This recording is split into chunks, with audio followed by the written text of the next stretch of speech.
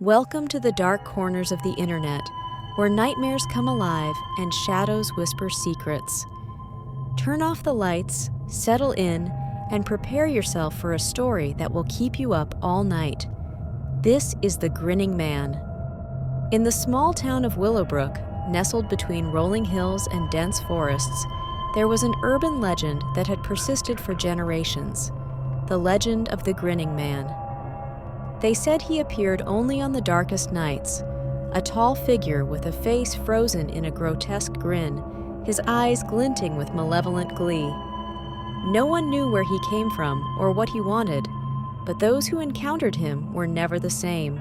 Liam had grown up hearing stories about the Grinning Man. His grandmother would whisper the tale to him at night, warning him to stay inside when the moon was hidden and the wind howled through the trees.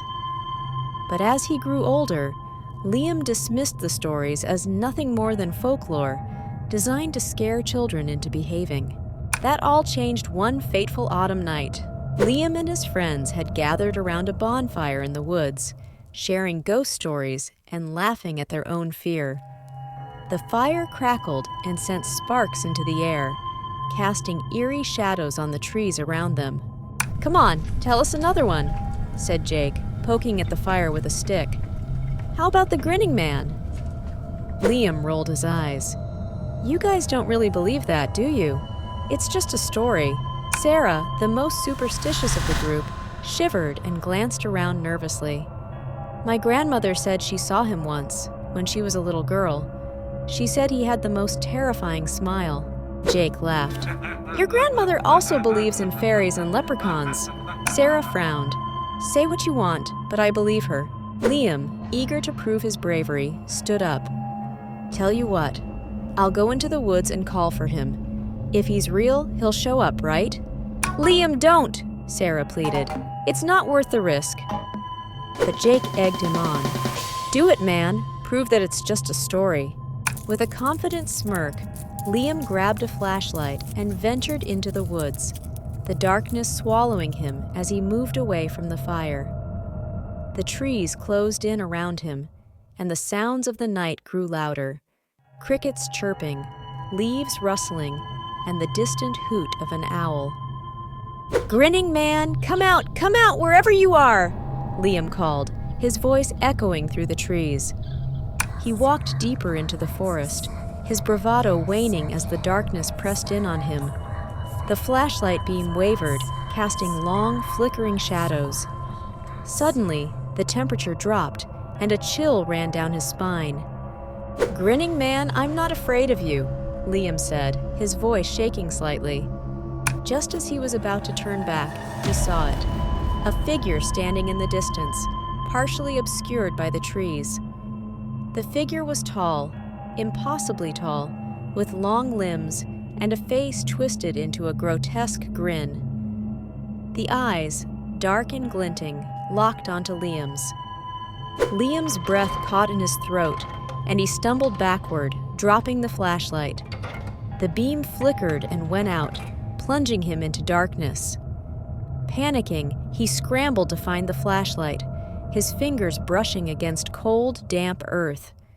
When he finally managed to turn the flashlight back on, the figure was gone.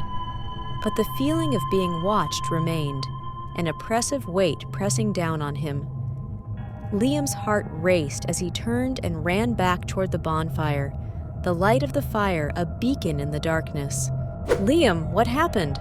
Sarah asked, seeing the fear in his eyes. "I saw him," Liam panted, collapsing onto the ground.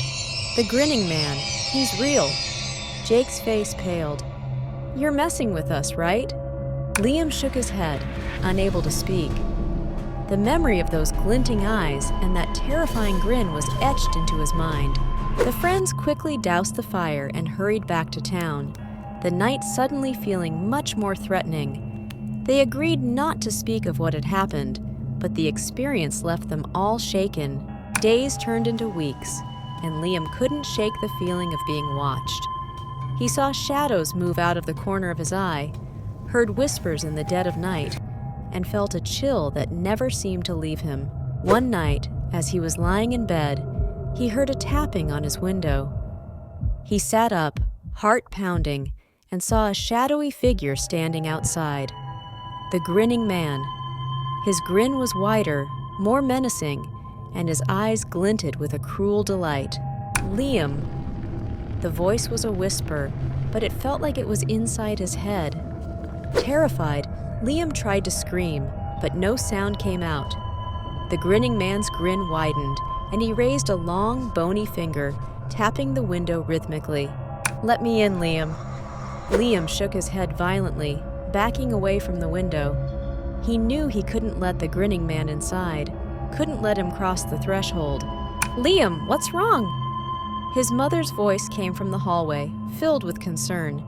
The tapping stopped, and the figure vanished. Liam's mother entered the room, her face creased with worry. "Liam, you look like you've seen a ghost." I saw him, Mom. The Grinning Man. He was here." His mother's face went pale. "Liam, don't say that. It's just a story." "It's not," Liam insisted. "He's real, and he's after me." Desperate for help, Liam confided in his grandmother the next day. She listened intently, her expression grave. "The Grinning Man is an ancient spirit," she explained. "He preys on fear and darkness. The more you fear him, the stronger he becomes." "What can I do?" Liam asked, his voice trembling. "You must confront him. Show him that you're not afraid," his grandmother said. "Only then will he lose his power over you." That night, Liam prepared himself. He lit candles around his room, filling the space with light and warmth. He sat on his bed, waiting, determined to face his fear. Hours passed, and just as he was beginning to relax, the tapping returned. The Grinning Man stood at the window, his grin more sinister than ever. "Liam." The voice was a mocking whisper. With every ounce of courage he could muster, Liam stood up and faced the window. "I'm not afraid of you," he said, his voice steady. The Grinning Man's grin faltered, his eyes narrowing. "Liam." "I'm not afraid!" Liam shouted, stepping closer to the window. "You have no power over me!" The figure recoiled, the grin disappearing. With a final, furious glare, the Grinning Man dissolved into the darkness, his presence evaporating like mist. The room felt lighter, the oppressive weight lifting. Liam's heart slowed, and he let out a breath he hadn't realized he was holding. From that night on, the Grinning Man never returned. The legend persisted in Willowbrook, but Liam knew the truth. The Grinning Man fed on fear, and as long as he refused to be afraid, the spirit had no power over him. Liam's experience became a new chapter in the town's folklore, a tale of courage in the face of terror. And though the Grinning Man's grin was forever etched in his memory, Liam had found the strength to confront his fear and emerge victorious. Thank you for watching, and see you soon for a next story. Comment below if you like or dislike for any reasons. Subscribe and active notifications.